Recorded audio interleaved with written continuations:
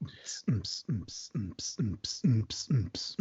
the remix. Welcome to Revolution Radio Studio A. It is 2 a.m. on the east coast of the United States.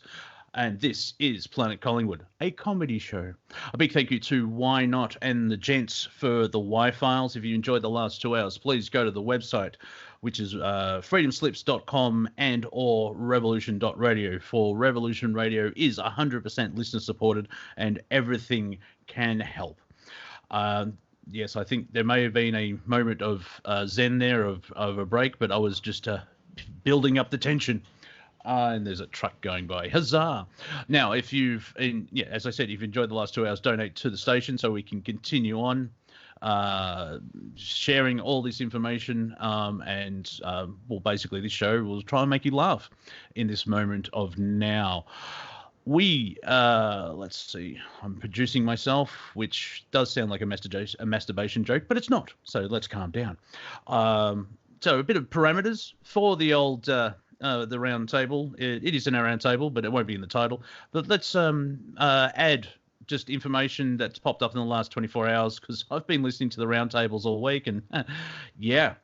And if not, let's just keep it light, make some jokes, find solutions, and see how we're human. So let's adapt to the situation that we're in. I have a wonderful usual suspects of gentlemen on the call. We have the Viking, the Bruce Macdonald, the John Z, or as they say in Canada, Zed, as well as Steve Zerilath. I'm getting better at that. Now, you're all going to say hello at the same time, so it's going to be a bit of a hodgepodge, but keep the jostling to a minimum. Gentlemen, how are we all? Hello. Well, there you go, Steve. Right out of the gate. How are you, Steve? You said at the same time, so I figured that was just letting the bulls loose. Exactly. Our Central American correspondent, Bruce, how are you?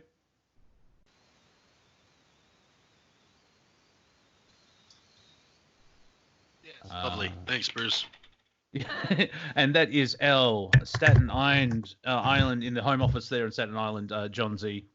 How are you, my friend? Yeah, Stat Ireland. I'm in Ireland. Yeah, you're in Stat Island. There's Ireland, and then there's Stat Island. I'd like to point that out. Also, the Viking has joined us.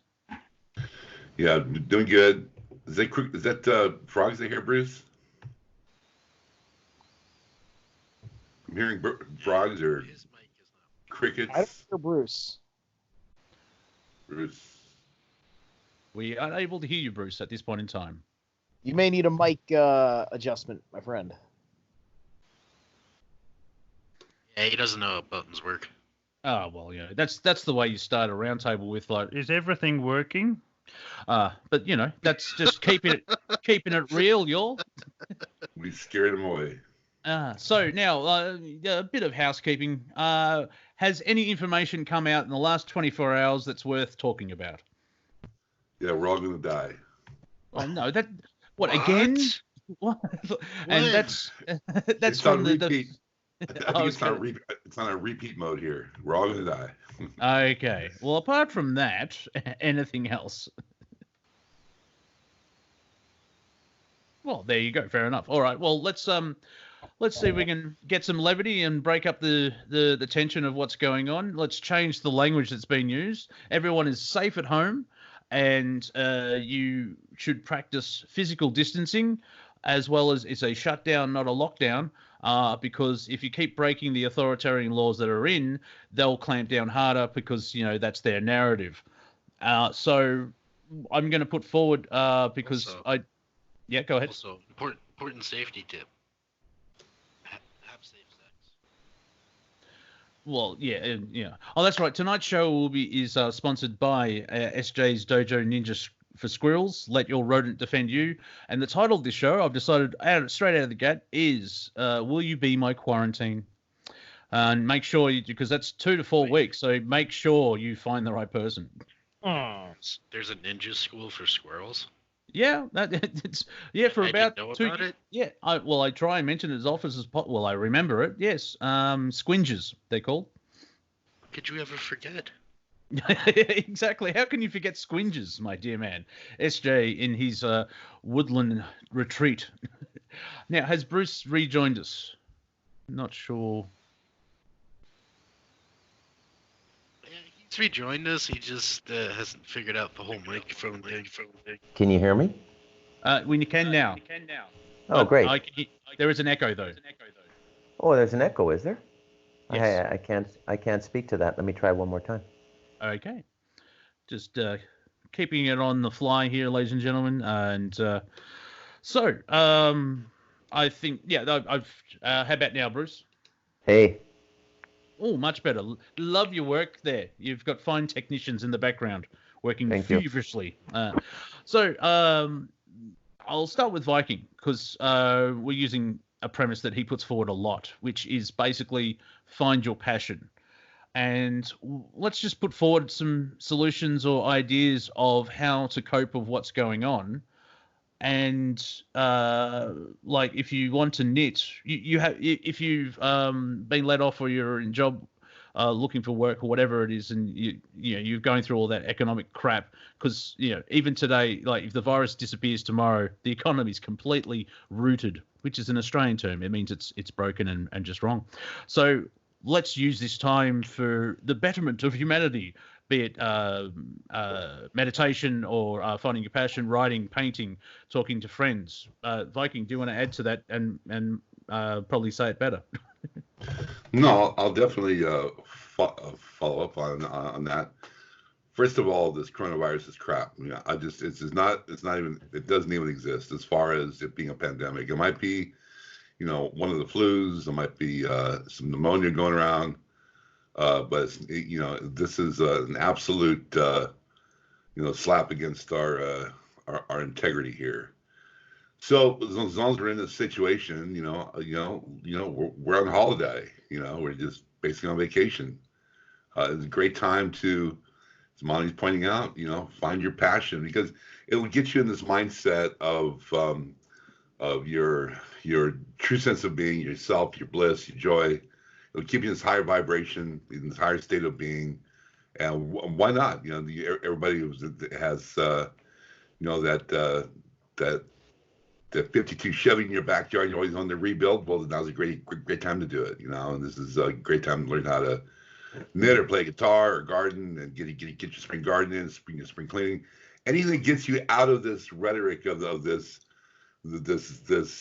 barrage of chaos and fear, because fear is exactly where they want you to go. That's what they feed on, and it keeps us isolated as humanity. Fear keeps us, divided and conquered as humanity. So by finding your passion, we all find our passion. We start to find a commonality in our expression of life. We will create, a force to be reckoned with beyond whatever they can throw at us.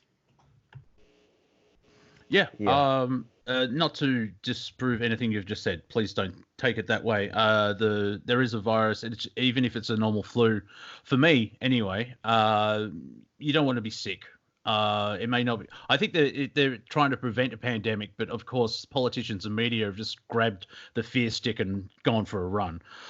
So if you dial back your fear, you raise your vibration, you improve your immune system, you most likely will not get this. I'm not a doctor. I've met one, so don't take that at face value. And I've gone blank, as you do. Welcome to Planet Collingwood. So let me qualify this. There is something going about. There is something. Yes. Something wicked this way came, and it's to be met with common sense, not hysteria. Of course, fluids and alkaline and keeping your body free of stress, hydrated, alkalized, and proper foods, and of course I have a cocktail of different chaga mushrooms and liposomal vitamin C and apple cider vinegar and but whatever it is that gets you through this is a test. It's like that the warning system out there in the world is testing you to You know, how are you going to stand in this divide? Because this is creating a divide, you know, and I hope that we can all find ourselves on the greater side of this new understanding. Thank you for that. You said it much better than I did. So I tip of the hat to you. Also, in this interesting time, I've been exploring my sexuality, and I need to announce something. I'm coming out of the closet, and I'm straight, everyone. I'm so glad that's off my chest. Your parents must be so disappointed. Yeah, I know my parents are disappointed, but I'm straight, but I'm also attracted to lesbians, so it's something I have to work through. Go ahead. Oh, everybody is. Don't worry about that. How are you supposed to get into college if you don't have a minority marker, man? Oh, well, if I wait long enough, being a straight white male will turn into a minority. I think that's the plan. And, yeah, I'm sure they'll get me in the end. By then, everybody will agree that you're a plague. Yeah, I'm not original, so there you go. Fun times ahead. Yeah, so what's going on? How is everyone dealing with, there seems to be awakening because I did see a report where they went through the numbers where it looks like it is just the flu. However, there are people who are still getting. Are they still getting it? They're still getting sick. Now, for me, I'll stop here before I progress on. I think it's a wake-up call of humanity of like, well, if we get out of this, we still need to deal with flu season, where we should have better healthcare, better dietary, all this, I like how Viking said it. It's a wake-up call. Everyone keeps falling back, including the president, on the terrible suffering for those that are symptomatic for the respiratory failure because of how agonizing, slow that the death comes, which is one of the apparently COVID-19 is a coronavirus that's a bit worse because this is a mutation of SARS, which is I forget what the S stands for, but the R's is acute respiratory syndrome. Yeah, and that's the other thing. If let's take out of the equation that mass death, you still don't want 80% of the civilization sick at home, coughing up crap for 3 weeks. So no, that's true. But my point is that because it is a thing that we don't understand that exists, we're scared of it, and therefore no more rights. And that is the cognitive problem we are dealing with this medical fascism. Yeah, and this is where at the turning point once they get through the process of the pandemic, Air Bunny, because I think they're trying to prevent the pandemic, especially here in Australia. So I'm using that language. It's basically like Emperor Palpatine in Star Wars of like when the war ends, will they give up these executive powers? And that's going to be an interesting level, not battlefield or front line, because I don't see how someone can control 7 billion people completely. There's elements of like they use fear and control, but eventually the Black Hats, I'm using that term because it's just not Team Dark. Apparently there's a League of Dark, and that doesn't sound right to me because I don't like saying League. So the Black Hats, whatever they're doing, they're trying to implement this thing. They're using a crisis is a good opportunity. There's too many of us are going, well, no, stop that. Yeah. The great Planet Collingwood pause. I say a sentence, everyone's like, mm-hmm. Like, where do we go from here? Well, so all of these tests, right? Because it's made up of bat, fish, and pig. I think the true test is if you're blind and want to swim in mud, you've got it. Oh yeah. And you may be turned into a comic book character and fight crime in Gotham. So that's always. Also, very quickly, from the Batman universe, like if you've read Batman or seen the films or the TV series, who the hell would want to move to Gotham? What is the attraction? There's so many crime, supervillains and crime, and it's like I wouldn't move there. It's like moving to Chicago today. Or Baltimore. Yeah. So it's. Well, it's because that's where you put the jobs. Gotham is an industrial city. They've got a big chemical plant in Gotham, just like there was a big chemical plant in Wuhan.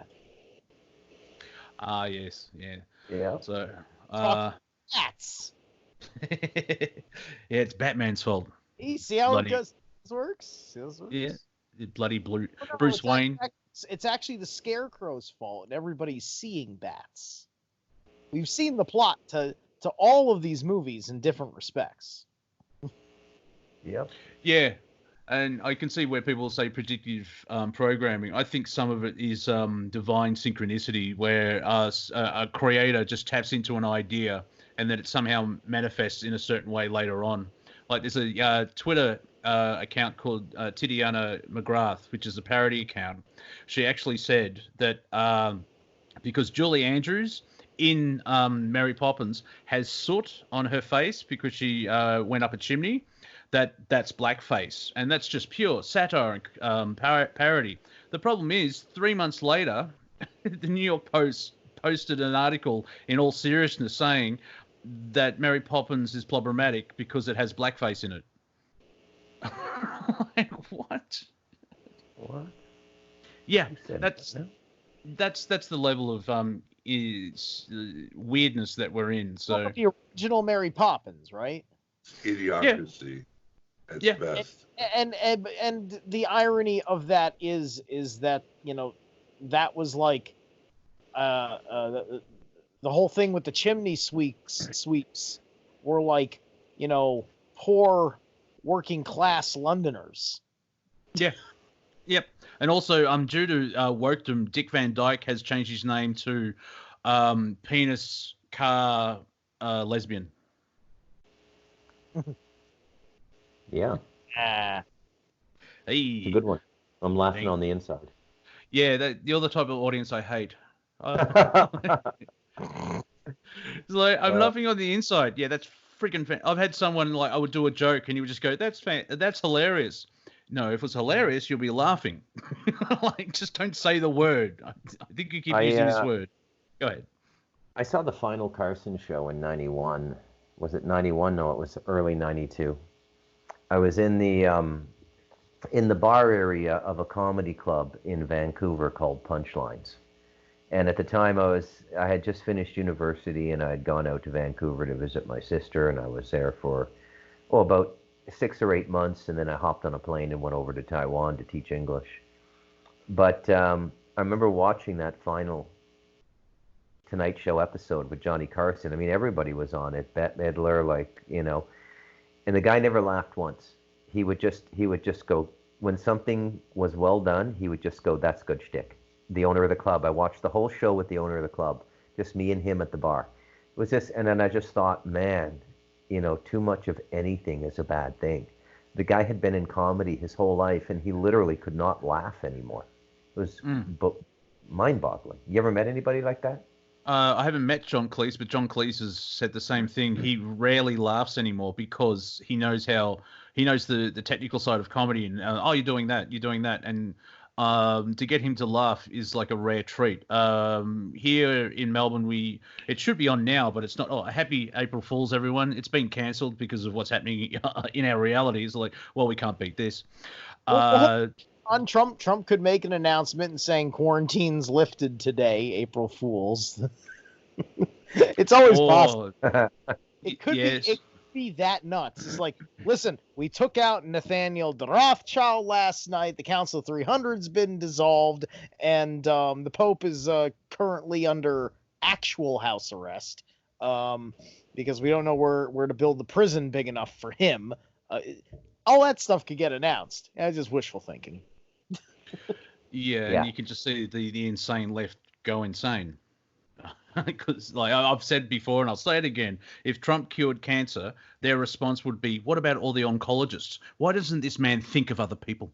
Well, look, right now, none of the left's heroes are looking very heroic right now.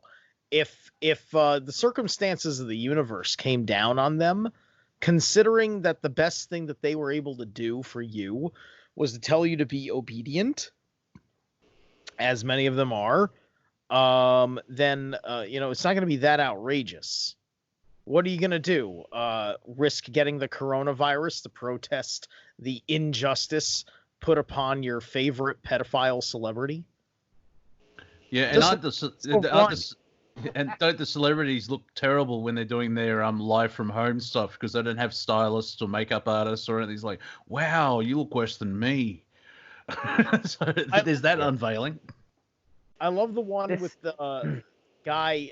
I forget his name, but he's like a really popular like black comedian who likes Trump, and he's wearing his MAGA hat in the bathtub watching and listening to Madonna while like eating like a can of peas or something Terry or Terrence K. Williams. Terrence K. Williams, that's right. And he's just sitting like, it's so priceless, like his comedy. Is just the way go ahead, Bruce. Can we talk about this for a moment? I mean, and I'm not trying to be funny here. This is literally a question. What has happened to that woman? She looks like a 14-year-old Korean boy now. Like, what is going on? There's plastic surgery, and then there's I'm possessed by something. I had to watch that. I still can hardly believe that's Madonna. Look at her eyes. Yeah, I refuse to watch it. What tripped me up? Well, no, raised the red flag is when she offered blowjobs to anyone who didn't vote Trump at a rally. I'm like, well, that's just lovely for a mother to say. Yeah. And then when she couldn't get the blow job, she just wanted to blow up the White House. Oh yeah, and got away with that. It's like that. I remember Sean David Morton talking about Trump, how apparently you can, you understand that people hate Trump, and so yeah, fair enough, that's their choice. But they're disrespecting the office of the President of the United States. So from now on, when will that change? Like, sorry. Oh no. Family Guy reference. Oh no, they got Timmy. Oh no. Oh no. Oh no. So Brian, Jeffrey, what they happened got to her? Brian's dog. Zeus. Oh no. Go ahead, Bruce. No, but seriously, what happened to Madonna? I mean, that's beyond plastic surgery. She looks like she got taken onto an alien craft and, put in some regression chamber or something. It's not natural. That is not natural. I put it to you, sir. The clone is malfunctioning. You think she's cloned? Madonna. Till I find something else, I'm just going to use that that paradigm if she's probably cloned, because she looks like pale skin. I don't know if she still lives in England, so she hasn't got any sun. She has way too much money, and because she performs in front of thousands of people. Any performer, there's a level of energy exchange, and there's a slight addiction for that a pure adrenaline rush where you, like stand-up comedy, you get instant feedback, and all these celebrities aren't getting the attention that they used to, and so you can slow them slowly withering away because they're addicted to that energy exchange where they think they're gods. And it's been proven that no, you're just a normal person. They can't have their parties. They can't have their little like private gathers. They can't have all of those things. I mean, I'm assuming they can't have their little private gathers. All I know is that my band gets together every week still, and we're not rich people. Yeah, but you're actually creating and having fun, and you put it on the internet, and you can share that. You can't have Madonna doing. I don't see her doing it. There's a lot of bands like Devin Townsend from Canada. She would. He's started up a Twitch account, and he's basically streaming every day. And I think he's got a project called Quarantine, I wonder how he thought of that. And he's shared about 10 different things where he's just writing songs and putting it out there. And from his perspective, he's doing his bit of trying to, in a way, distract from the mainstream fear that's being put out there. Yeah. So what do we think's going on here? I mean, the real reason for the virus, who did it, what's going on in the background, my God, I mean, Steve Zerilath sent me a Carrie Cassidy video update. She calls it All Along the Watchtower. I think it's her latest video. It's about 50 minutes. And she's actually talking about this JFK Jr. thing now. And she's never talked about it before. And she's coming out and saying, that he might be alive. Well, is it? Yeah. Is it because the conspiracy world has been roundabouting for 8 years, and because we're in the what if section of Planet Collingwood now, because we don't know 100%, and so we're gaming it out, but it's still a game, and so we're just trying to put together information to see if it sticks, and we could be completely wrong, and we could be completely right. We have no idea in this moment now, and I think all the conspiracy theories, because as theorists are used to seeing how things unfold, and because someone's got the 5D chessboard and flung all the pieces in the air, they're kind of freaking out, and so they're making connections, and like Q has an 80% success rate or something like that, and is it controlled opposition? Is it just PR marketing for Trump? Once again, we have many options. That's the basis thing I'm trying to point out. We don't know enough to make a concrete statement, because there is so much information out there, and we're going day to day. That's why I started saying, has anything turned up in the last 24 hours? Because we'll probably start regurgitating. Now, some people may say we're doing that now, but I think because we're on a higher level and being comedic, and we know that we're making this shit up, as the technical term is, we can sort of play it out without arguing, because no one's right, no one's wrong, if I can put it that way. Sure. So here's the theory, is that JFK Jr. was so into uncovering his father's death, he got so into it and so, made too many calls or too many whatever, that he got word that they're going to take him out, and so he basically faked his death. And I've been saying for about a year and a half now that JFK Jr. is on the Q board. That he is definitely on the Q team. There's too many, I don't know what, but he's part of that whole round table. And some people are speculating at some point, if he ever does come out, he might even be vice president. This is how far it might even go. But I feel he is definitely alive and well, and been in the seclusion, working behind the scenes against the deep state, because that's where he knows it's the only way that he can vindicate his father's death. That would be a game changer, a paradigm smasher, and geez, Hillary would be pissed. So seeing her reaction was like, damn it, I thought he died. So that's sort of where we're at, where this is the last push, and we're just before the credits of whatever is unfolding. As far as the financial market goes, last 48 hours, I'm not sure what part of the industry, but the indice, which is where you invest money in stock market, oil, whatever, the mortgage market collapsed. So the banks are no longer willing to lend out in kind of loans for mortgages. It has collapsed, and so this is another, tick on the death list. It's getting. Well, the way I see it is everything that's been in this hyper state or this hyper bubble, and they're all been kind of amoebic in their own way, is starting to be drawn into a perfect storm, where at some point in the next 4 to 6 weeks, everything's going to converge into one timeline, and the whole thing's going to explode. Now, this is another thing. I'm going to officially say I've been saying how we've been in a recession since September. I'm going to officially say we are now in a depression. They're not saying it. They're not going to say it. But by the time they said it, we've already been in it 6 weeks. This is how it works. By the time you Yeah. see a depression, when they finally announce that we've already been in it, well, we are officially in a depression. Now the question is, are we going to go hyperinflated? Are we going to be able to pull out of this? Because we have a fork in the road now. We need to go hyperinflation where we just get into Weimar, Venezuela's state of being, or can we, can we pull up, can we gain some altitude here, and go into a gold-backed securities? Now this is going to be determined, I believe, again in the next 4 to 6 weeks.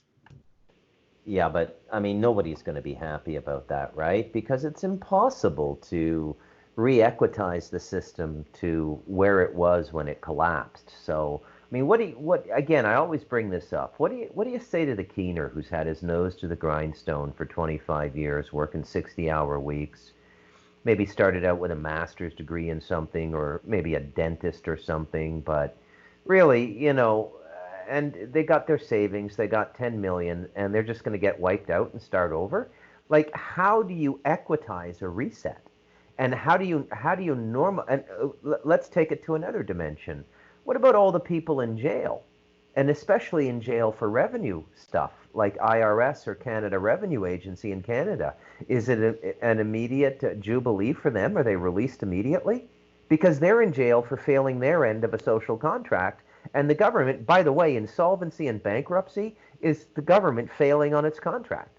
Okay? We live by a social contract.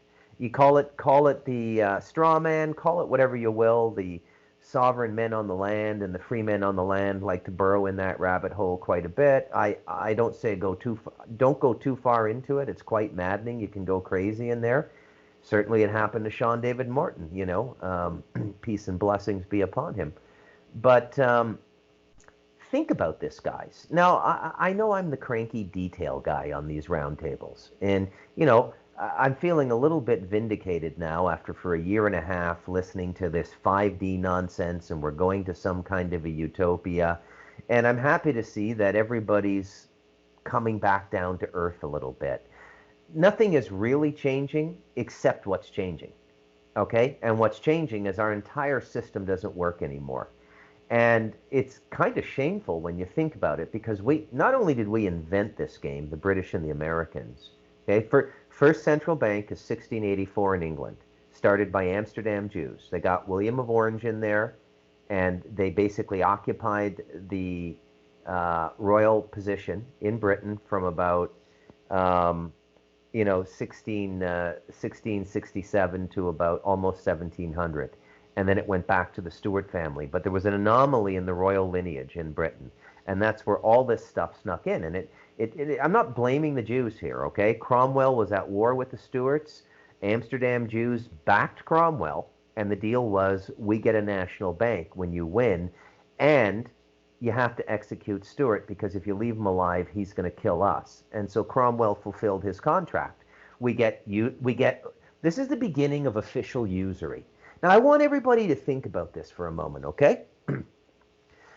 Say what you will about the Vatican, and certainly they have not fared well, I'd say, since the beginning of the Jesuit order, okay? People love to mock the Vatican, and I'm not saying this because I was raised Catholic. I mean, I can mock them better than anybody. They ran a tight ship for 1,500 years, and everything sort of ran smoothly. There were small wars here and there, like William Wallace and Longshanks, England and Scotland warring and stuff like that. But Europe was consistent and at peace.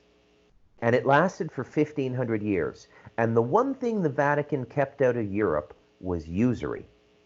I put it to you that was actually a service they were doing for humanity. Because the moment the Bank of England got started, you can light the fuse that leads right up to the explosion we're in now.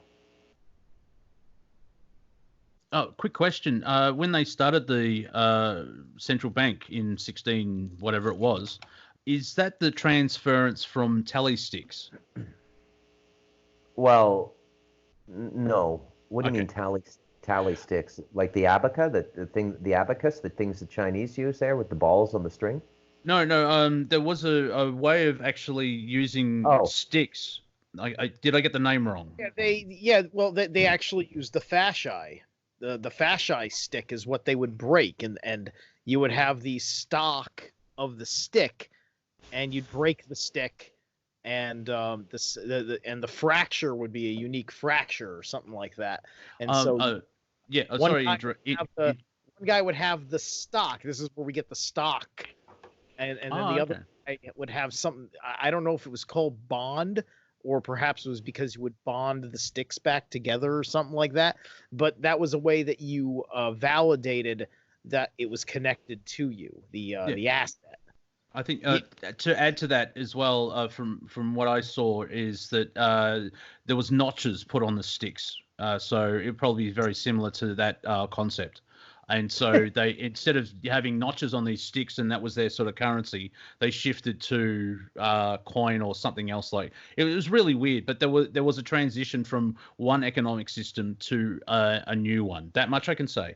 And you could say, from 400 years, but also if you want to get into the woo-woo, it's Babylonian debt increase, whatever, for 5,000 years. Go ahead, Viking.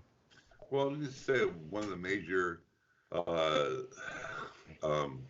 Achilles heel here. Yes, usury banking, I believe created slavery and subjugation. And as far as it being the time bomb that was created here was fractional banking. Fractional banking is when you get $1 into your coffer, you lend out 10. And you lend out 10 of these dollars. Wait. Let me go here. No. Stop. It's always been fractional reserve. That's how it was sold to England. Okay. But it was like you can write 10 notes on the same block of gold. Right. So it was underwritten by a mineral wealth, and this is where the notion of wealth comes from. Now, I would put it to you, gentlemen, you fine gentlemen on this round table. Can I finish my point first? Yeah, go ahead. Thank you. Okay, so usury banking, fractional banking, so you understand it. So fractional banking is a strong arm of usury banking. Then what happens is that now you have these 10 loans going out, these, and you have 8 of them defaulting, and then you have what's called a toxic derivative. And we basically the banks have been taking these defaulted loans and packaging them up and trading them back and forth on their ledger balance as assets. Now we've gotten to the point now where there's over $4 quadrillion in toxic derivatives in these in the form of asset, where you have, for example, Deutsche Bank, which has $25 billion in asset, but has $50 trillion in toxic derivatives. Well, these derivatives are collapsing, and these banks are basically, they can't hold any more. They can't hold any more toxic derivatives. They don't trust one another. They're not trading amongst one another. This is why the repo had to come in, because the Fed had now bail out these banks individually, because they weren't able to trade their toxic balance sheet back and forth. And so it just got to a point where it's just no longer able to sustain itself. It's just dead in the water. Bruce. Okay. Yeah, but I mean, it all started with this banking system, and then it got really bad in '72 when Nixon took us off the mineral standard, meaning that there was no gold reserve underwriting the notes. So the thinking was, by the way, the fractional reserve rate was about 10-1 in most of the Western countries until the early 90s. I mean, you can follow this catastrophe decade by decade, and you can see unanimity amongst, beginning with the G7 and their ancillary partners, people just outside the G7, because all of a sudden, everybody in the early 90s changes their fractional reserve rate from 1 to 10 to 1 to 20. There was a guy in Canada who wrote a book about it. He called it The End of Canada, that we're not going to survive a 1 to 20 fractional reserve rate. This is what, as I understand it, I'm no expert on the subject, but as I understand it, this is what they did to Japan as well. Is Japan over leveraged its central bank, right? They printed too much money. They were investing too much. I mean, they had a plan. They had a plan to turn that paper into real and tangible wealth in the terms of exportable commodities. And what the Western Alliance nations did, I think Soros was in on this from the beginning, was they pulled out vast sums of capital from Japan. And what happened is Japan dropped below acceptable reserve levels for the amount of money they had out in the public market, and there was a panic, and everybody pulled their money out of Japan, and that was all done on purpose, all done on purpose. So here's a simple solution. Why don't we just come up with a way to notarize the value of a currency internationally and create a team of international inspectors and auditors who go into foreign countries and make sure the country's not lying, right? It has to do with natural resources. It has to do with arable land, education and productivity of the people, commodities you have for sale. All of these things go into the creation of a value to your note. And you produce that note, and it goes out onto the international market. Here's the caveat. You don't have to seed your national central bank, whether it be the Bank of Canada, Bank of Australia, or U.S. Federal Reserve, with an international monetary fund note. You do it, you borrow against the productivity of your people. And that's all the IMF. What do you think? The IMF is sitting on, like, they secretly have a mountain in Europe that's pure gold, 3 feet under the rock, and no, it's all nonsense, right? It's just an extension of the illusion into another domain, the international domain. Oh, it's all copacetic. The bank's been reseeded by the IMF. Really? Well, what's underwriting the IMF's definition of wealth? Nothing. There's nothing underwriting the definition of wealth in the whole world right now except the productivity of human beings. And if we don't regain that definition of wealth on a nation-by-nation basis, which is what, pray God, I hope Trump is doing. Because if he's doing anything else at this point, he is not what we thought he was. What does it matter if you end the Fed and you just go into bed with the International Monetary Fund? What the hell's the difference? Right? Well, Yeah. There's, as far as Q goes, he's mentioned it about 50 times in the past 2,000 posts that gold wills and the Fed. So they definitely are and have a stratagem, as you're pointing out. Add agriculture and tourism to your list. You have what's called the reset. And again, when they're going into Basel III, which has already been passed, it was passed last year. Basel III now throws all these nations into having 40% gold back and to determine their fair market value, and 60%, as you mentioned, all the above.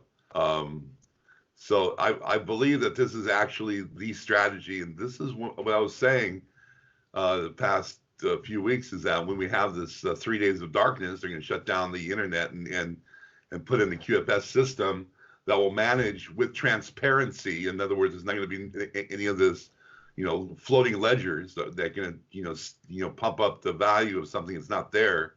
It's going to be fully transparent on a Basel III quantum financial system that will literally create the reset of our geoeconomic structure of this planet. Well, I have the talking. Oh, sorry. We've just been joined by someone who is not transparent. He's corporeal. Everyone say hello to Cortek. Hello. Hey, how are you? Cortek. Bruce, I just love that. It just seems so logical. It should just be so transparent what a country's dealing with in terms of their resources and stuff. It's just an 8-year-old could figure this out. It's so logical. You could go to a grade 12 civics class and spend a semester explaining everything to these 17-year-olds, last year of high school. And by the end of the semester, they would have a thesis that would be better than the IMF's on how to go forward. Did you hear about there was a primary school who had a really, really advanced thinking teacher, and he made this game How to Fix the World kind of thing. It was really, really hard now to balance all those kind of things like that. And actually, but sometimes they actually did win the game. They actually did manage to manage things right. It's not impossible. You just got to. I'm gonna rescale all expectations here, and I'm gonna reclaim and repossess the language at a much simpler level.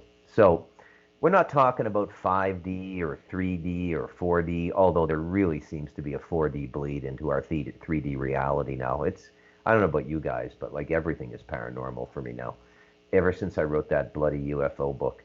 But really, when I say, okay, well, what gives the IMF its legitimacy? Why, if they hand a bunch of SRAs, what are those secure risk assets? Is I don't know what it is, a bundle of paper or something, a bunch of bonds that a bunch of other countries have agreed to. Basically, all they're selling are promissory notes for other countries to back up the debt with their productivity. That's all they're doing. But what it amounts to is social cohesion by force. It's like the mafia. Well, how come we're doing things this way? Oh, Big Vic says this is the way we do it. Nobody questions Big Vic. It's ridiculous.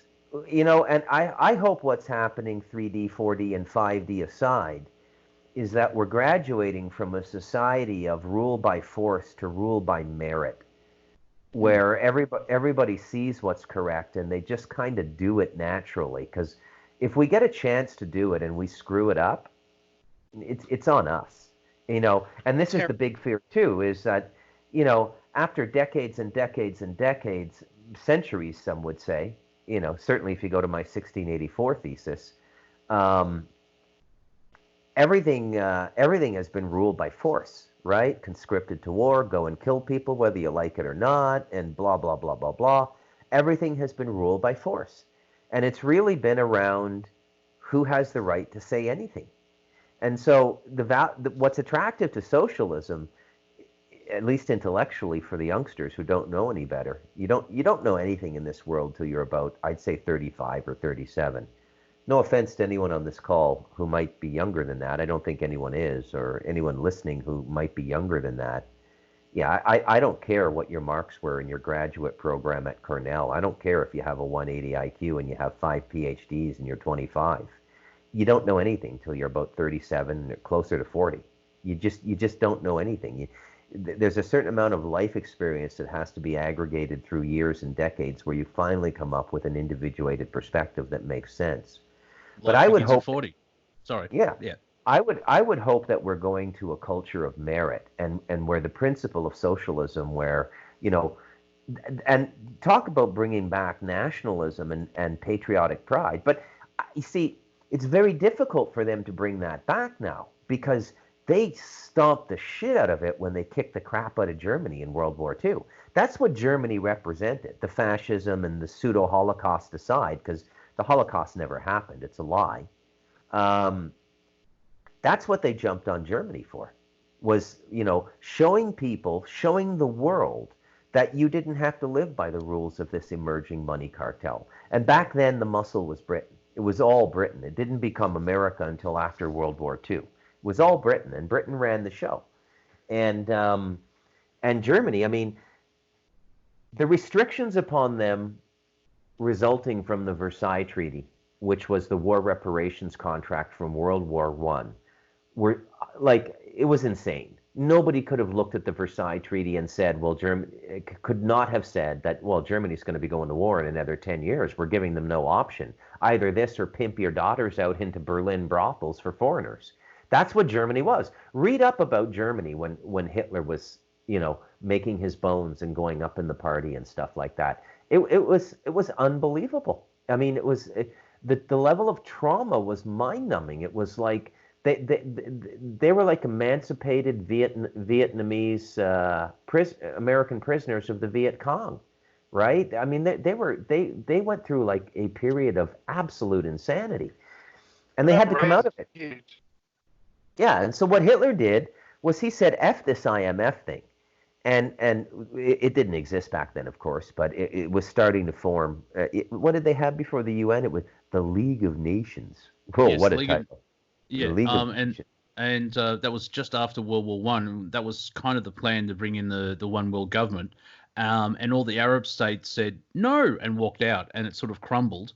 As well as they had that backup plan of Germany, because there's the thing of like, if you travel back in time and kill Hitler as a baby, you'll get Hissler.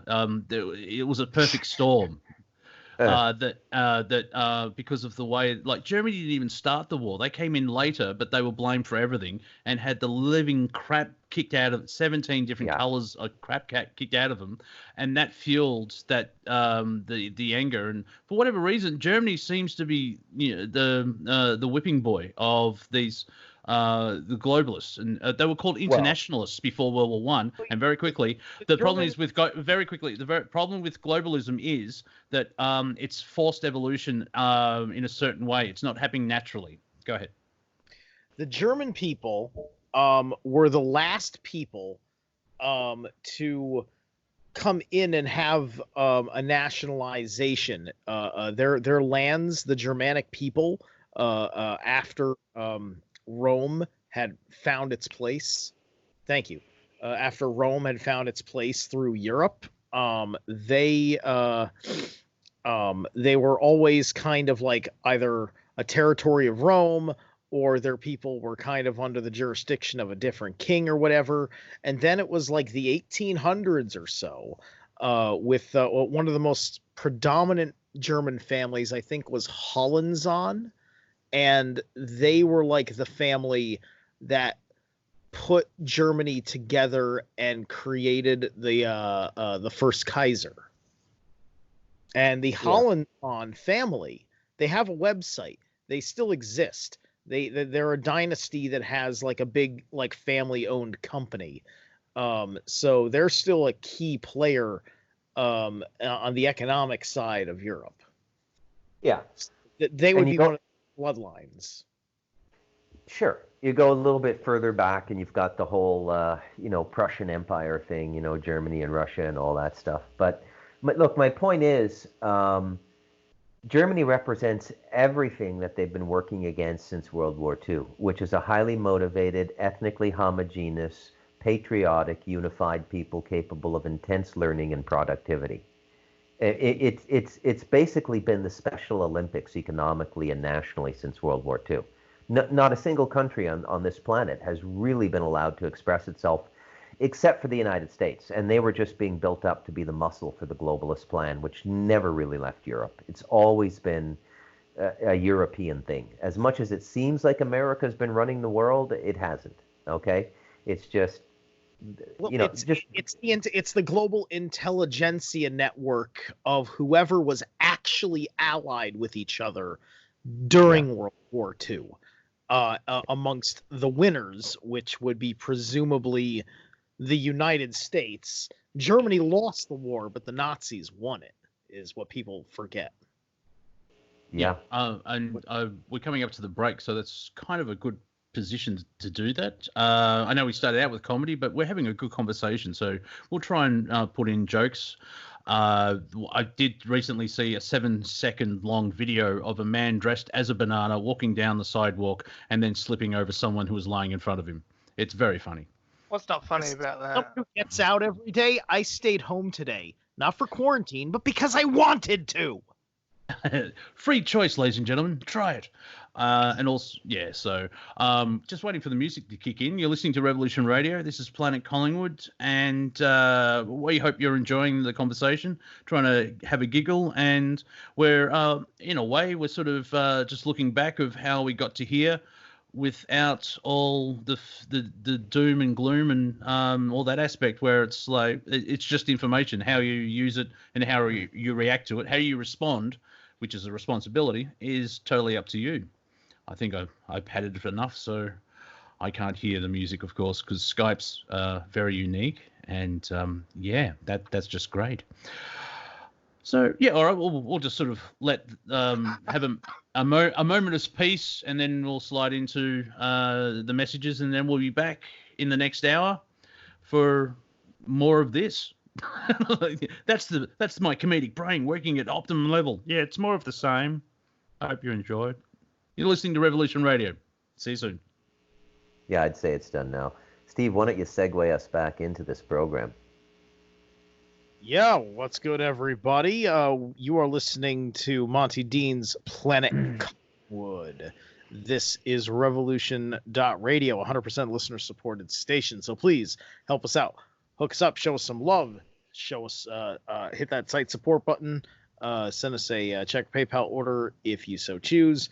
I think we have like some Patreon service now, and let us continue to bring you this deprogramming. If we're programming anybody at all. I know Monty is looking about, but I think he's on his way back from whatever his break gave him. I was just waiting for the break to end. I don't think we have PayPal. I don't think we have PayPal yet. Not at the moment, so it's a little bit tricky. So, but we're back. It's Planet Collingwood, Revolution Radio, and I'm surrounded by awesome people. So my job is quite easy because I just sit there and go, yes. So thank you, Steve, for bringing us in. If you enjoyed the last hour, please donate, as has been put forward. Hello, chat room. I'm watching you. But from afar, because Cortek and I can actually walk to our houses and say hello. It may be a bit far, and we're in shutdown, but apart from that, everyone else, that too. But everyone else has to catch a boat. Yeah. Do you have a boat? No. There's that. We got that. So, go for us. And so just trying to, this hour, try and bring some comedy in. So I'll start off with this joke. Two guys walk into a bar. You think the second one would have seen it. Now, if you don't like that joke, did you did you donate? Then no, you can't. But if you did donate, I do apologize. So where do we want to go? We've got 55 minutes. So what are we going to have a chat about? Well, yeah. Leave anything half chatted? Well, Steve, look, did you watch the whole interview there with the ex-Navy SEAL guy that worked for Bush and McCain? Yeah, I watched the whole thing. Should we let everybody in on that? I think that's one of the more important alternative media interviews in a few years. Please. What do you think? It's real interesting. He's got a very very strange way of speaking. So you have to be like kind of like prepared. I think it's good to let people know that this is that it's like a really, really abstract version of what's going on in the game, connected to some things that are very concrete and real that you know. And so just you have to keep a serious open mind, and you're going to have to cite and source and understand it. It's an advanced conversation. Kerry Cassidy doesn't have time to baby you through why X, Y, and Z extraordinary claims make sense. Yeah. Briefly put, the guy's name is it John Wigand? And he was a Navy SEAL, and then he got let's say drafted to Bush Senior's personal, I don't know, not a security detail, but he did a certain kind of work for Bush and McCain. And this guy has seen everything. He's, exposure to the Committee of 300, which is alleged to be the committee that runs the world. And there's ETs in them. He's got some opinions on what's going on. He's done a lot of really dark, wet work. Like, if you were to meet Colonel Kurtz from the novel or from the movie with Marlon Brando, for you illiterate twats, I say that with all affection. Nobody reads anymore. But if you were to meet Colonel Kurtz, this is him. It is literally, I can't believe he did the interview. Like, I can't believe it. I mean, this guy just, and he tells you the degree to which, black magic, Satanism, and let's say the other world is used to control this world. And it's pretty eye-opening. It's like, he's like the opposite of a saint. I mean, I guess he says he's on the light path now, trying to redeem himself, but I don't know if there's any coming back from what this guy has done. I mean, it's just, which begs the question, why did he do the interview? I guess he wants to help us, but give it a watch. It'll be some of the best 2 hours of alternative media you've seen in quite a while. It's interesting how Kerry does the interview too, as well. She's very careful around the guy. She wears all black like a judge.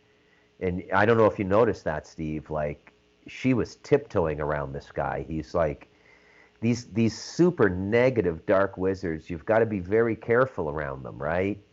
You say one wrong thing, you open yourself up to judgment, and boom, there's a big psychic attack. And it's not them doing it. It's just the craziness swirling around them because they set themselves up that way by what they did for decades.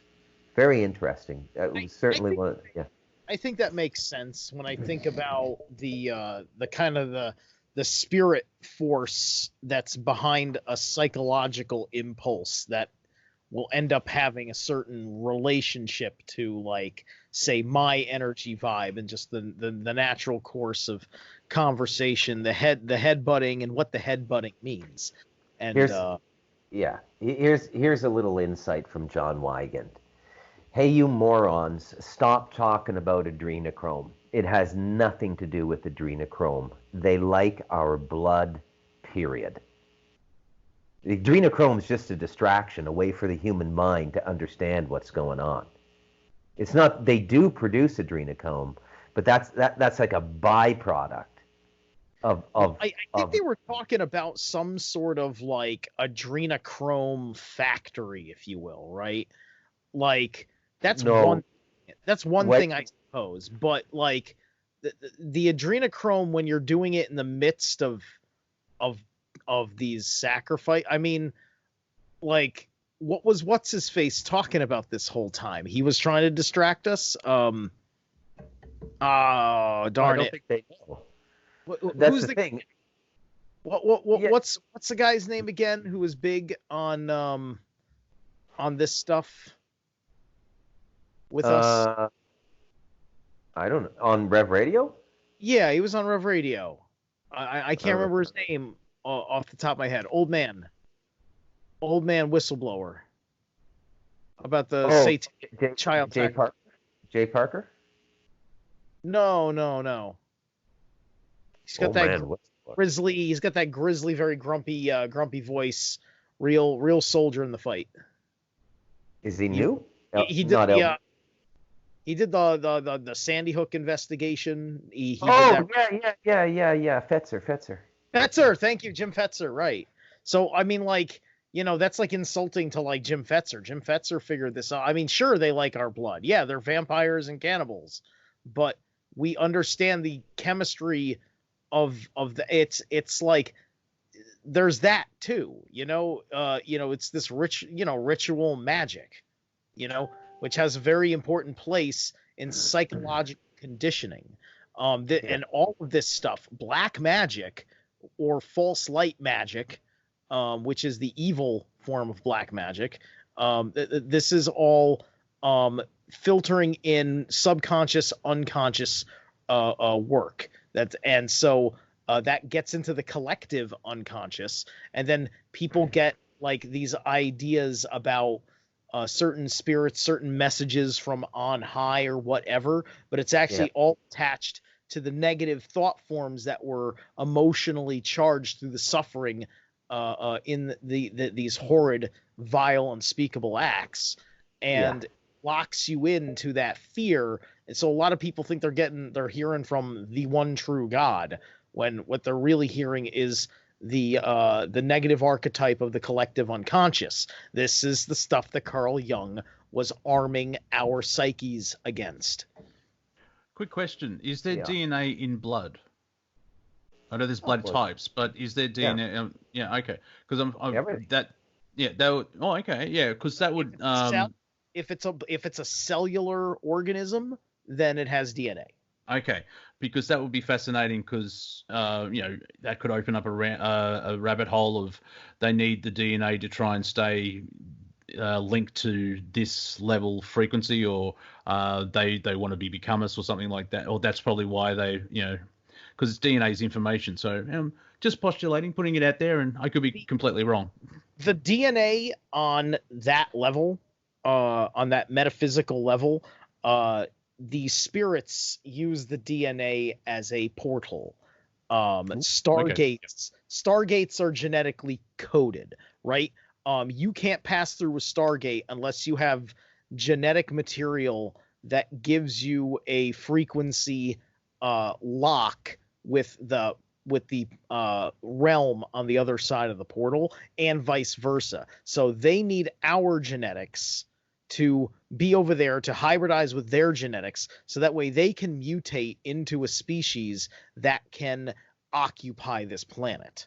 That's what the intergalactic genetic trade is. Yeah, because my understanding is, and someone politely correct me, is that because we're a mixture of all, we have a AAA, access all areas in creation because of our DNA, and so we're prized in that aspect, and so we have a cosmic passport to go anywhere because of the information and frequencies that are in our DNA, from my understanding.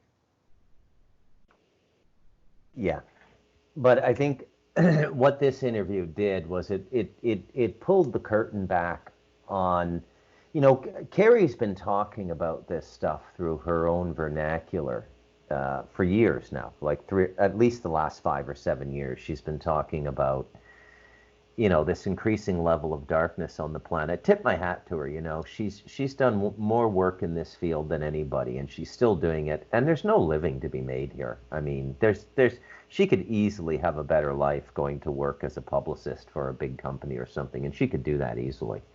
So I tip my hat to her. I like Carrie, but this was her "See, I Told You" interview. That she's not paranoid. She's not trying to paint it too dark or anything like this. We are controlled by extraterrestrials. We are a probate species. This is what everyone needs to understand. We are a species on probation. We are a probate species, okay? Meaning we have guardians and we have custodians.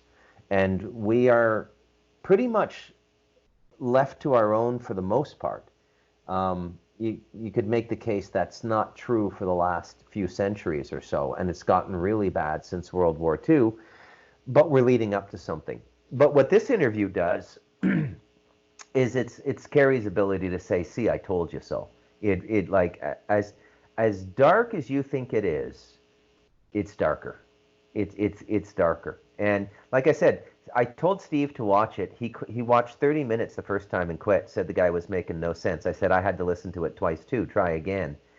The second time you listen to it, it's like you decipher the way this guy speaks. And I'm telling you, man, it's literally, it's like an HP. It's like reading all of H.P. Lovecraft's work in a weekend on acid. That's what watching this interview twice is like. It's Put it on repeat. Yeah.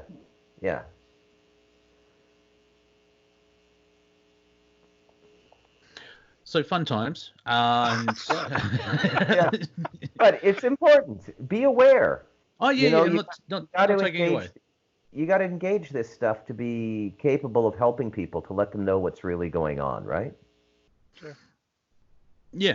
It's part of the unveiling, like this whole year. Because remember, those heady days of January where we all had that youthful exuberism of like 2020. Yeah, it's going to be our year, and now it's April, and it's like, dear the loving frack, what the hell happened? Right. We're only a third in. Quarter in. Yeah, go ahead. You know how you can watch those crazy Christian YouTube channels too, like Stranger Than Fiction and things like that. Hey, does anybody know what I'm talking about? Anybody ever watch Stranger Than Fiction? I think I've seen a couple like it. Yeah. Well, this guy, he gives a whole hierarchy to everything. It's very, very interesting. And so I think one of the big reveals, one of the things that's going to be very difficult for most people to cope with, even us, even though we've been swimming in this soup for a decade or longer with Rev Radio and our own knowledge quests. I can't even imagine what it's like for like a normie to come to grips with what's going on in this world. And you can really appreciate the position Trump and his people are in, right? Like, how do you handle this? I mean, it's PT. These guys are literally handling PTSD in a bottle. That bottle gets open, everybody's staring at walls for 10 years. It's that negative. right? You can get. Yeah. Yeah, go ahead. John Z has something to say. Right on. I was gonna say, well, I mean, at least you weren't beaten against the wall to see it. I mean, that's a plus. Yeah, Clockwork Orange style. I like John because he always looks on the bright side. Yeah. I think he should change his avatar to a sunflower. It'll be awesome. Well, like one of the main things we're seeing when we're talking about this stuff with the occultists and everything else, we're very much looking at the aspect of that is understood in the Norse myths as the light elves and the dark elves. This is specifically that aspect going on, which you can liken that to the entities who serve the light magicians and the entities that serve the dark magicians, the ones that go into the corruption, if you will, because they all kind of evolve out of the underworld, but it's the path that they take on their run towards enlightenment. Do they go towards false enlightenment, or do they find the greater wisdom? Because and the dark elves are the ones that go on to the false enlightenment, so they are the false light, and that's where you get your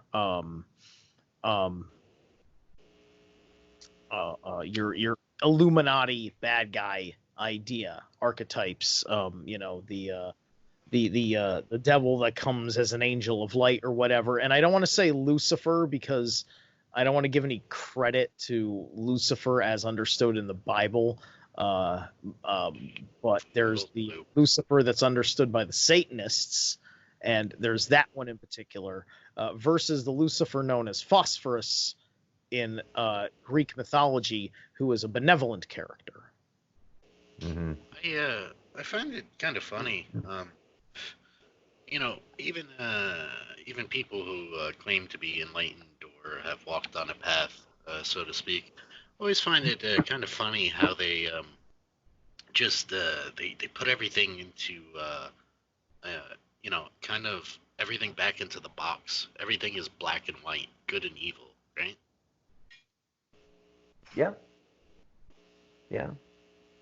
But I think it's more than mythology, right? I mean, there's false enlightenment, and all of these things are true. Mm-hmm. It certainly explains human beings, but at the end of the day, this is a probate species, right? We have guardians, we have custodians. Call them what you will, and I don't mean phantasms that pop up in our consciousness. I mean they're here. They wear Armani suits. They look like us.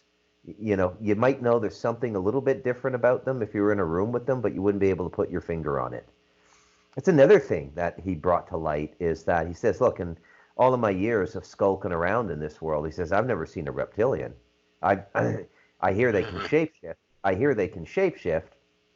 I've met human beings I've met extraterrestrials that are like you and me, and they look like human beings, but I've never met a reptilian. But at the end of the day, you gotta wonder what's going on here.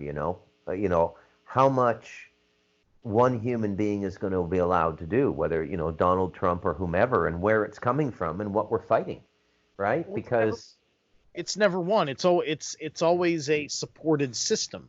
This gets back to to what was mentioned earlier in the show about the reason why a time machine to kill Hitler never works, because Hitler will show up, and yeah, that's because the collective unconscious knows what it wants, and it drags the beast along in a certain way, and that's where you're abdicating your free will. If you want to take responsibility, you're gonna have to listen to the wisdom of the snake and bite from the tree.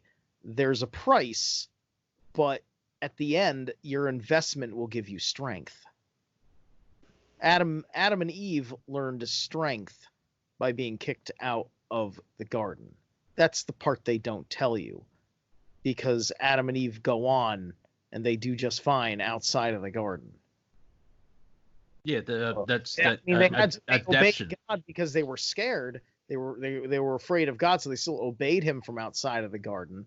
But the point is that they were out on their own. They said, "Oh, well, I mean, this was hard work, but I feel good. I feel really good, especially because I didn't have to beg God to give me food. I could start a garden, right? I could start my own garden." Yeah, and they had that question of like, who the hell are all these other people? It's the book of Genesis is about how you start a plantation. Yeah. You wonder why slavery. That's why. Do you think everyone on the planet now is of the Adamic line? No. Well, we sort of have to go, like, is that part of the Anunnaki story of 250,000 years ago? And how many humans survived the fall 13,000 years ago? So possibly. Yeah. Well, we know that there were remnants, right, from Atlantis and Lemuria, and we know just from the anthropological record and the fossil record on this planet that at least two groups of people go back 50, 60,000 years, and that's the Nunavalik up around the North Pole in Canada, and the Aborigines in your country, Monty, and Cortek. Yeah. Right? Yeah, because what we're doing is we're trying to figure out the age of Gemini. History starts in the age of Taurus, when we get the Phoenicians, the Egyptians, the Mesopotamians, and the cradle of civilization mythology that we call history today, because that's who our rulers are those Mesopotamian people. That's what's being revealed here in this apocalypse, this Ragnarok. And so it's a question of what, and what was the age of Gemini? Probably the age of Gemini was that it was the rule by, it was a dual global system with Lemuria and Atlantis, and that kind of crystalline technology that we always imagined that they had, and psychics, more psychic talent, because it was the age of Gemini. Mm-hmm. Yeah. And where there's psychic ability, magic evolves, because magic is the martial art of the psychic-minded, right? So the two go hand in hand. They're kissing cousins. Right. Very interesting. Very interesting. I guess we were boring the Viking. He left. Yeah. Well, real crazy thought here. If everything we're experiencing right now is the culmination of all these things put together, history, mythology, timelines, ETs, entities, if it's all collapsing here and now and we're witnessing it,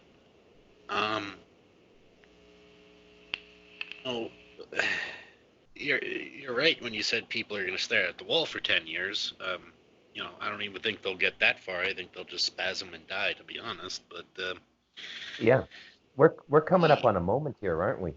Yeah. Yeah. Hypothetically, if people were given that choice, say all of a sudden tomorrow everything's paid for, you have a universal wage, you have a universal income, you can do whatever you want, I think you would automatically get this spasm of inactivity.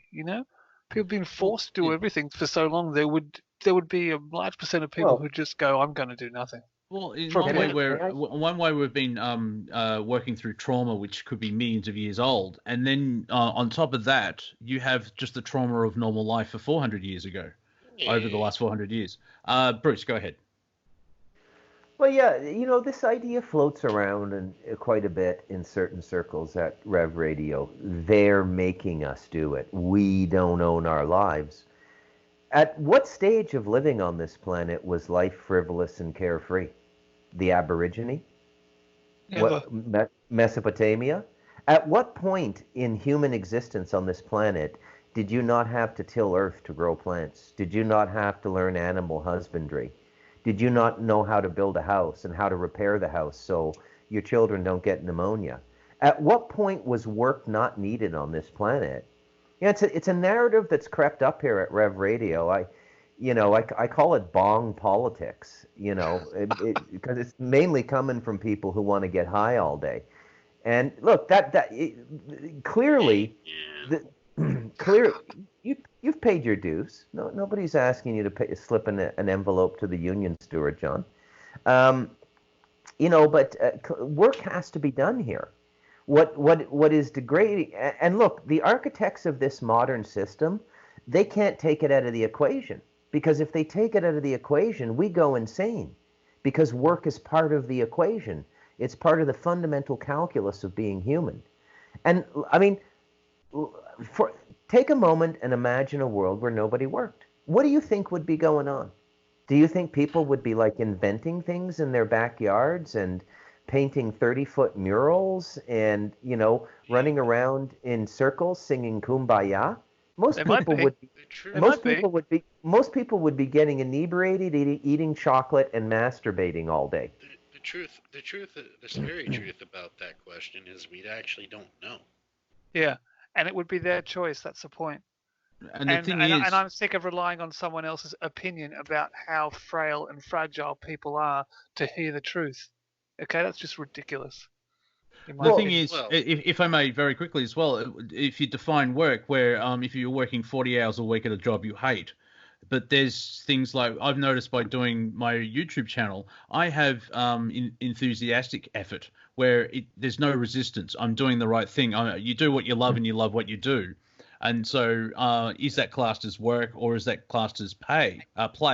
And so I understand what you're saying, Bruce, but so like for instance, if tomorrow we all get Tesla energy machines and a 3D printer from Star Trek, there'd probably be 3 years of complete boozing and relief and partying. But eventually people go, I'm bored, I'm going to build a house. If I can use that analogy. I think it would take some people 3 years. It would take some people 3 days.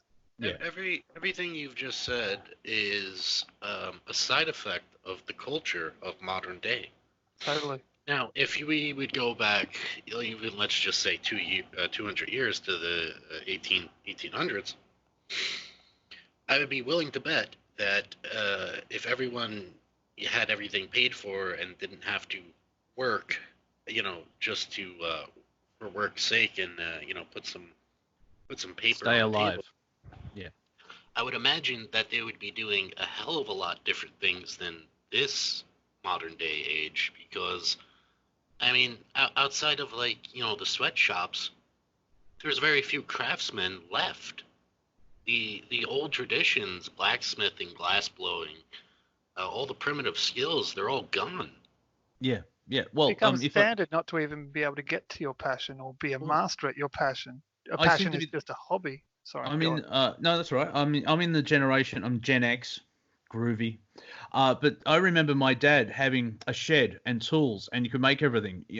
I don't see that much in society much anymore. Yeah. That sort of jack of all trades element of we can do this, and you're like, I've broken this. It was like, well, we could get someone, or even fixing a sink, just stuff like that. We've somehow broken the backing to the metal AC plate. It's like we'll have to make another one.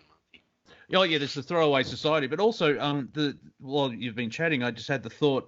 Someone said that being a peasant in the Middle Ages, apart from the possibility of death, if you take that away, being a peasant, you only worked 3 months a year, and you had 9 months of living your life compared to now.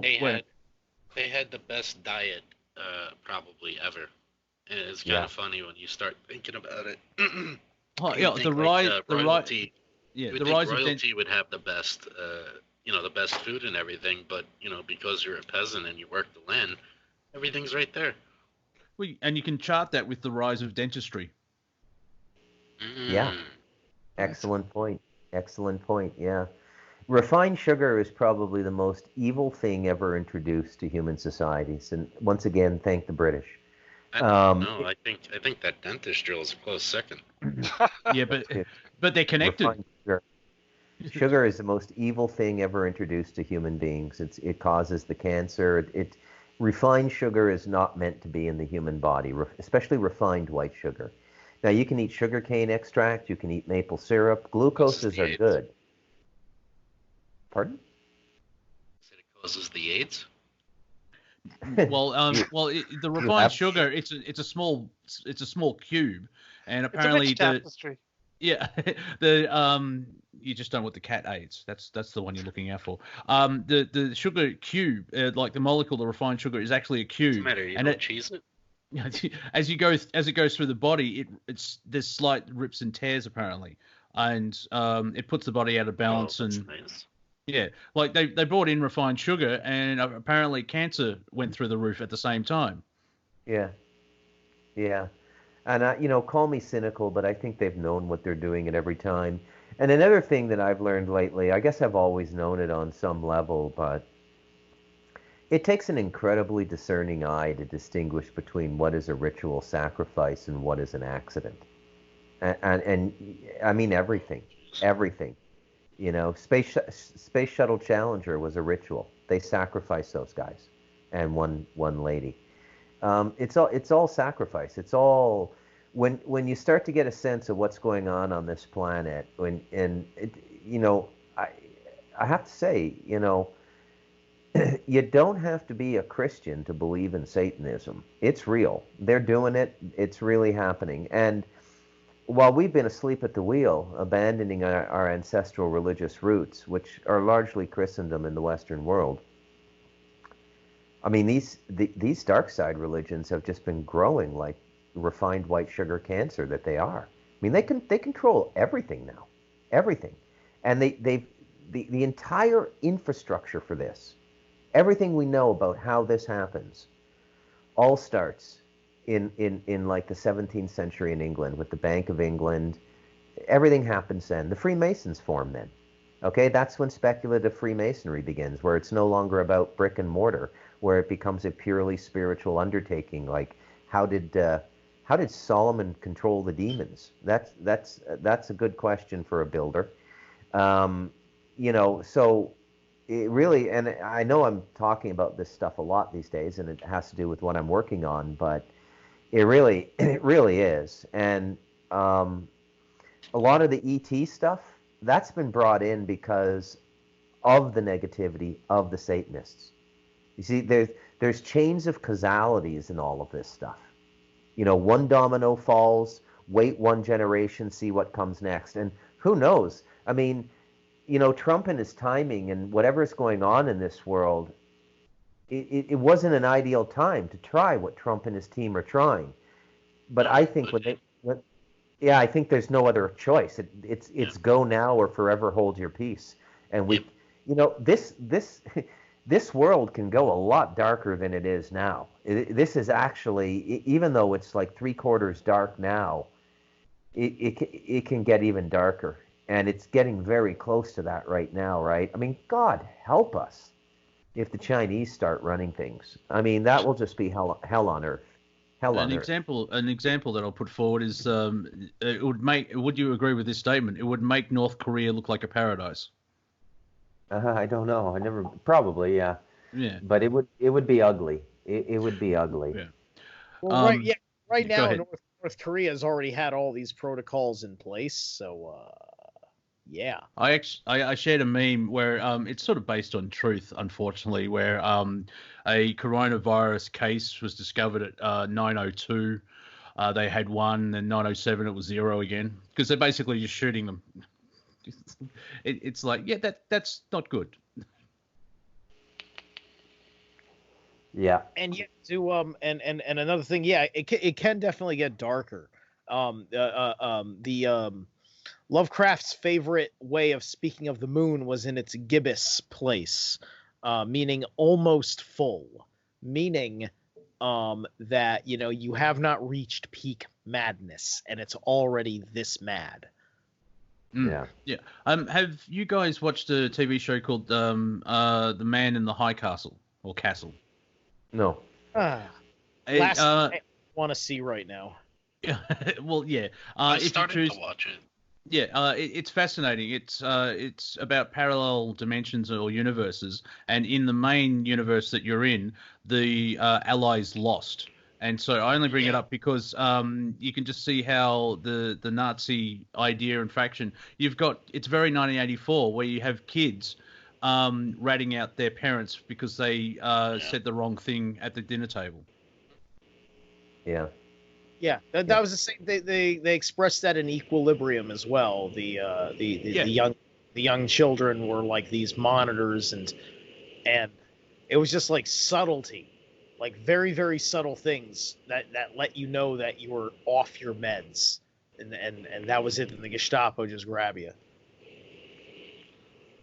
Yeah, so I'm glad Hillary Clinton lost. Oh, that was Philip K. Dick. Yeah, right, cool.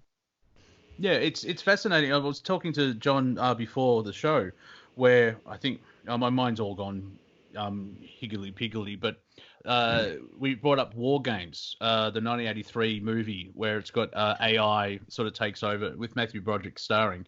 Yeah. And it's fascinating. 20 years beforehand, you had all that type of ideas about AI and everything in books, and then from around about the 70s or 80s you can start seeing it leach in, and then, like, dare I say, the zenith of it is The Matrix in 99, and it's just the idea that's being put forward. And like you can see when people say, like, for starters, Google's a search engine. Why are they trying to build automaton robots? Why is the search engine doing that? But they're saying, like, we should build AI and have robots for soldiers, and everyone's screaming, have you seen the movies? This could go bad. Very, very bad. Yeah, it's like there's movies about this. I can see an end point, and we're not going to like it. Well, they want to replace us. They want to replace us. They're all. I don't know. All Google those bought that tech company. Nothing. Rebellion. They all play from a place of mankind's unworthiness to be on this planet. No, disagree. They don't want to replace us. And the reason is, who's going to give them that sweet, sweet blood, right? And it's not like they can raise us in, what do you call it, some kind of clone stasis where we grow in a year and we're full grown and they just consume us like it's... Matrix pod. Well, hold on. Bruce, it's the population reduction. There's still going to be a lot of us here. It's just that there's going to be all sorts of Terminators keeping us in line.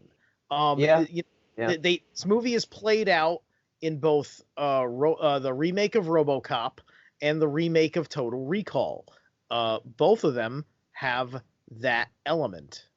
Elysium as well.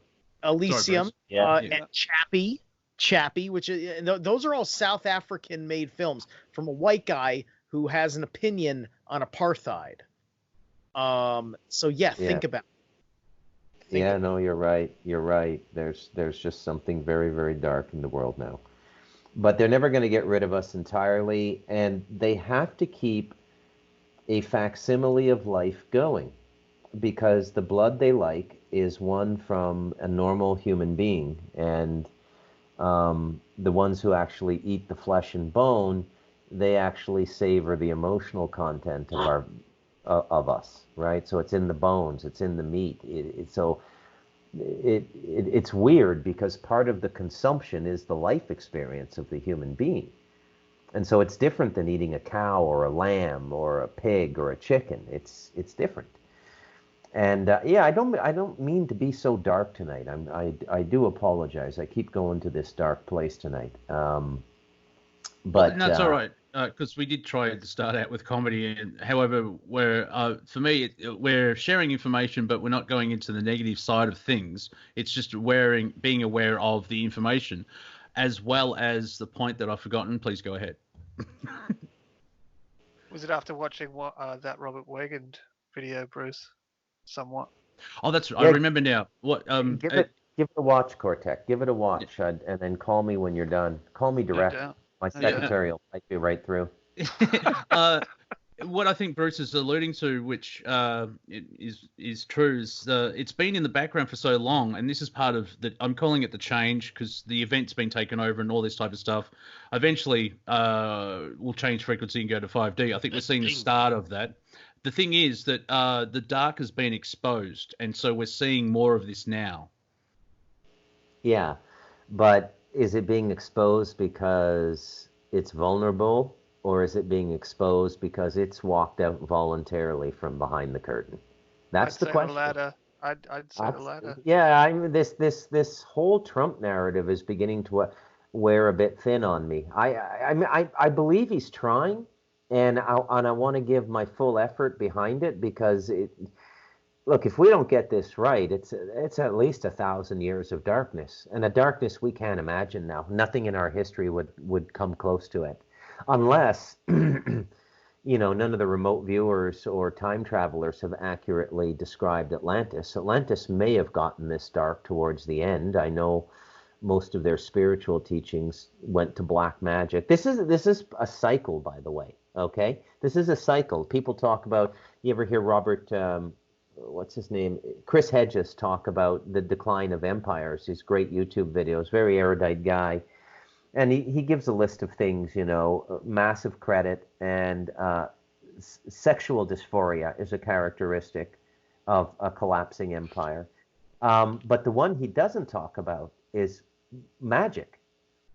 When people are happy and content, they contemplate a creator. Okay? It's natural for happy people to contemplate a creator. Notice how I don't say you comfortably go numb and climb into a religion that doesn't really answer your questions. No, that's not what I mean. What I mean is people contemplate the creator and the joy of life. When things are collapsing, people weaponize their consciousness and they go to magic. And it doesn't matter what your motive for doing it is. It's like, oh, I'm buying a gun just to protect myself, but I'm never going to use it. Yeah, now you have a gun. The chances that you are going to shoot someone just went up astronomically because it was impossible before you had a gun. Right. Yeah. Bill Hicks said it's like, there's no connection between having a gun and shooting someone and not having a gun and not shooting someone. Hey, but you know what? You now have a 50-50 chance of surviving an encounter with another guy who's going to make that choice to have a gun anyway, because what we know for certain is that nobody is going to take anybody seriously. They've already made up their minds. They just want to understand what you think about it. So, yes, somebody out there with a gun doesn't like you. It's better to have a gun because somebody doesn't like you out there. Oh, wow. Well, interesting. Magical practitioner, ladies and gentlemen. Magical practitioner. Now that's what I find. Let's just explore the differences between nations, because like people keep saying, especially on this station, "Oh, you're Australian. They took all your guns," and I keep thinking, what guns? I've never seen. I don't think I've actually seen a gun here. Now the farmers and people that do have guns, yes, there was a buyback thing and everything else like that. It's fascinating from an outsider point of view of the United States. There is a lot of gun culture, and it's not the only country. Let's be fair. England doesn't really have a gun problem. However, they're all insane and they knife each other. So it's not really the weapon; it's the mind state. But So we were totally fooled into giving them up anyway. I mean that. Yeah, all three of us. Port Arthur's got more holes in it than anything. Oh, well, 2 weeks before Port Arthur happened, the Prime Minister said we should have a gun back scheme, and everyone's like, yeah, whatever. Then 2 weeks that happened, it was like, oh, I wonder if there's a connection. Notice, too, you're not allowed to actually investigate Port Arthur. It's like, no, that's what happened. It's locked. It's time locked. Walk away. The giant morgue truck that we borrowed, it's quite... there's so many holes in it. Yeah, I know. It's like, well, this doesn't But make we sense. didn't know what we were doing. We didn't have founding fathers who could see this coming. We didn't have a constitution. We still don't. Well, we do actually have a constitution. The thing is about Australia is we became a nation. Like the Americans threw off tyranny through a revolution and won their freedom, which is commendable because like you went to war over 4% tax. Look at your taxes now.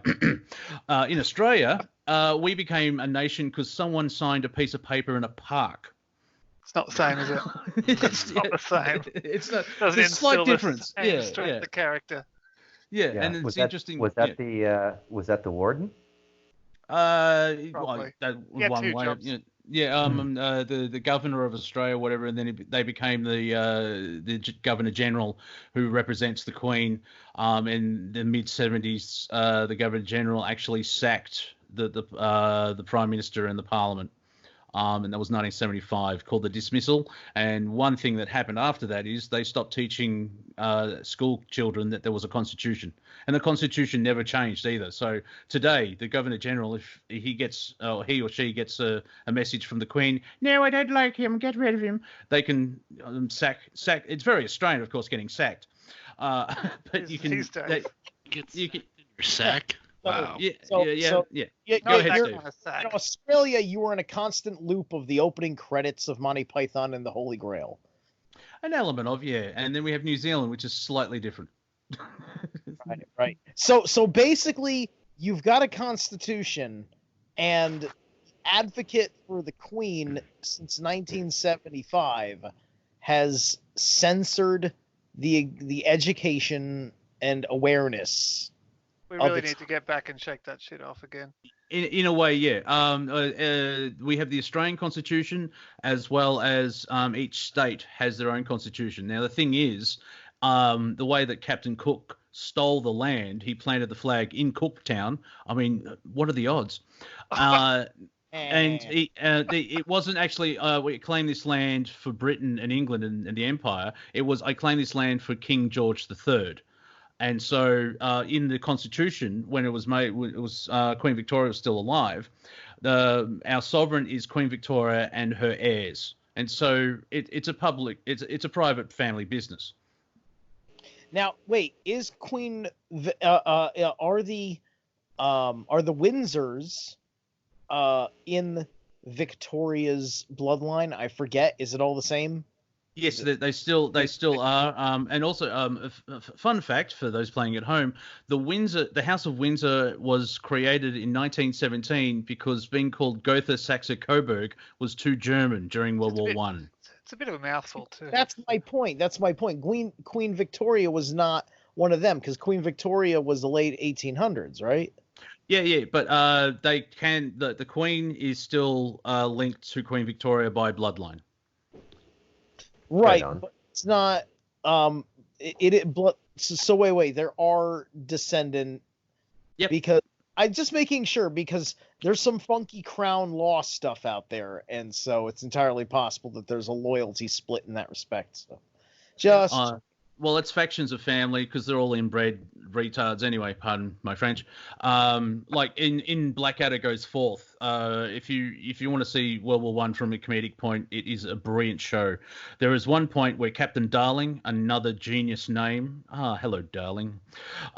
He's been interrogated by Blackadder, and it's like, are you a German spy? I'm as British as Queen Victoria. Oh, so you're half German, married a German, and your father was German.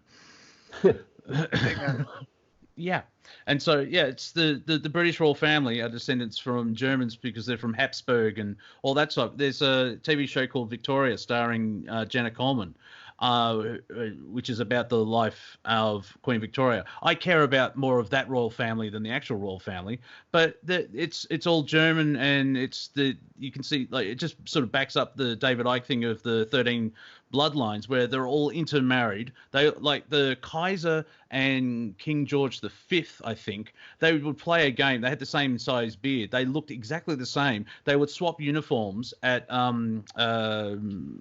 functions, and no one would notice until they spoke. Now that's the thing about World War One. That was they're all descendants of Queen Victoria. That was all cousins. The Kaiser, the Tsar, and the King are all grandchildren of Queen Victoria. So it was cousins fighting each other. Right, exactly. It's kind of like the way the princes are at each other's throats in the House of Saud. Oh yeah, and they've got way too many princes. Like I'm not going down that side. It's just it's 53. What's going on? It sounds like the Elohim from the Genesis. Like, there's 140 of us, but Yahweh said he'll have a go, so he's the guy. Well, Mel Brooks says, "Good to be the king." Oh, hey, that's right. So we are coming up to the closing overs of Planet Collingwood. I'm only doing 2 hours, mainly because I have to edit. I had a fantastic interview with my comedian mentor. That will be going up tomorrow on the channel. Thank you, Cortek, for sharing the link. More subscribers means I can get monetized and I can eat. There, I'm just pointing it blankly. And so I'll have to edit that and, of course, put this show up as well. So we've got 7 minutes. So when I say final thoughts and comments, don't give me a three-word sentence. Yeah, goodbye. Like, no, you share what you like. Oh, see? Yeah. Turn the page. Who would like to go first? Well, I'll tell you a little story that was a bit taxing this week. So, my stepson, Rosemary's son, he's been really ill for the last 11 days. So, I mean, obviously, in the midst of a pandemic, you think, okay, he's got COVID. He's like 29 years old, very fit guy. I mean, not super sporty or anything, but fit the way born and raised on a mountain farm kind of fit, and very strong guy. And so, you know, we just been a lot of tension in the home here, and he finally got diagnosed. It's hepatitis A. But talk about some bad luck, like getting the worst virus you've ever had in your life. That's not the virus. That's related to the pandemic. I mean, it just finally got solved today. I mean, and there's good news and bad news. Yeah, good news and bad news theory. Would you? Give us the good news. You don't have COVID-19. Oh, okay. What's the bad news? You have hepatitis A. Yeah, and so it's like it doesn't matter how old the child gets. I mean, a Costa Rican mother, Rosemary, really hasn't slept right or eaten right or anything for the last 10 days, right? She's just that's a good example of empathy and loving.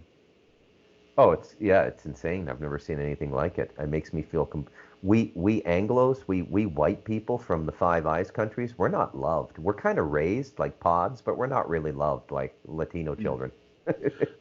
Well, I think that that's an element of the educational system, because it's still based on the Industrial Revolution of the 19th century, where it's all one thing, and your repeaters, like, I've told you 3 things, and to get your piece of paper that says you've passed school, you have to repeat everything back, and it's the lack of critical thinking. Yeah, it's always I'm sorry, it's the end of the show. I'm talking too much.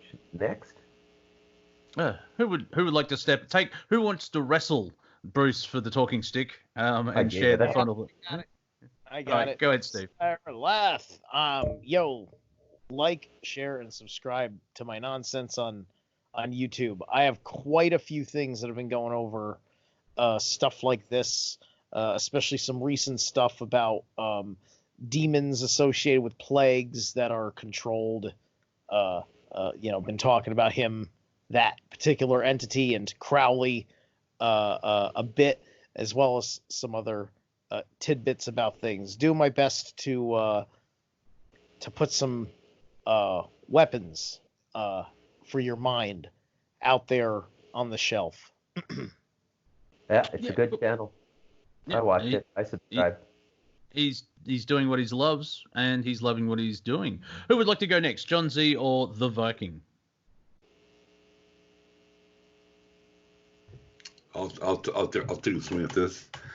So I just want to say that I'm pretty quiet here, but listening, that I strongly believe that there's an ultimate design to this fabric, and we would not have been able to have advanced beyond this without this. You know, this is causing us to stretch our mortal imagination into some sort of a new understanding or a line of awareness. And I have to disagree. I think the dark is being exposed. And that is their greatest fear. I don't think they're coming out of the dark into the light. I think the light is exposing them, because that they were only able to do their worst with us asleep at the wheel.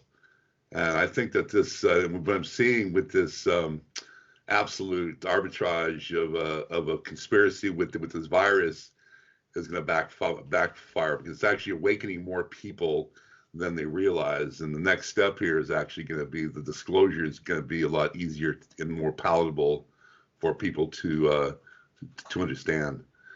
So anyway, it's been a great show, Monty. And also for Monty's station, if you're listening to this on YouTube, like and subscribe.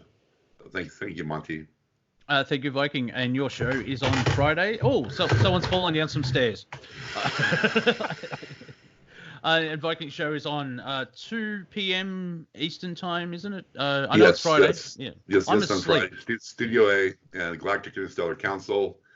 I have no idea what I'm going to talk about. This is going to be pretty spontaneous because the way things are happening here, it's being year zero. Every day is a new day. It's best to prepare and not to get involved. Yeah, Cortek, you have the ball and go for a run, and some other sporting analogy I can't think of. I don't know. It is changing. It is changing week to week. And I guess you just have to remember to treat people with respect, to treat them nicely. We're in this together. Some people get kind of anxious from limited opportunities of education here or there, or maybe they're just glued to the media and getting that 9-alarm fire report of everything. But just be good to each other. Keep your eyes out and tell people what you see. That's what we've seen, like, say, in the last decade when, say, the Manchester bombing, they wanted fear and everyone to run away. Obviously, people reacted that way because, that mortality thing of, like, I want to stay alive. But there's stories of people ran in to help people. And most people are nice and the community will work together. Like, when there's a good example, I did mention to Pete on the interview that I did, that he was said, like, this is a disaster and it's time for community to come together and help each other. And I put forward that the fires over summer did that. We had like a rehearsal, and it wasn't just Australia, it was global. The reaction globally was fantastic, where everyone became empathetic and cared and wanted to help. Yeah, there's a lot of caring people out there. May I say that we have... Yeah, make it quick, Steve, because I want to wrap it up. Okay, on just an astrology forecast. May 11th, Saturn goes retrograde and is going to return to Capricorn. It's in Aquarius right now. This time that we have with Saturn in Aquarius, use it to prime as much freedom as possible, because we're going to be jumping back into more lawfulness after May 11th, and we want to make sure that we're working towards getting our freedom back. So prime that. Thank you very much. We're going to rock this round table for an after party once Monty goes to attend to his toilet duties. Editing video, but yeah, you're saying my videos are shit. How dare you, sir? I was just going to say very quickly, from a comedic point of view, when Steve said retrograde, I just imagined Saturn wearing flares and long hair and smelt of a strange type of flower. Very cleansing, Monty. You're very cleansing. Yes. So that was Planet Collingwood. It will return in 6 days and 22 hours because that's how my orbit works. You are listening to Revolution Radio. Please stick around for the Bruce Macdonald after party, where he will talk all about how you can make everyone turn into a gherkin and then we can roll down hills. This is Revolution Radio. Please donate where you can. And thank you, Mr. Zed. See you soon, everybody.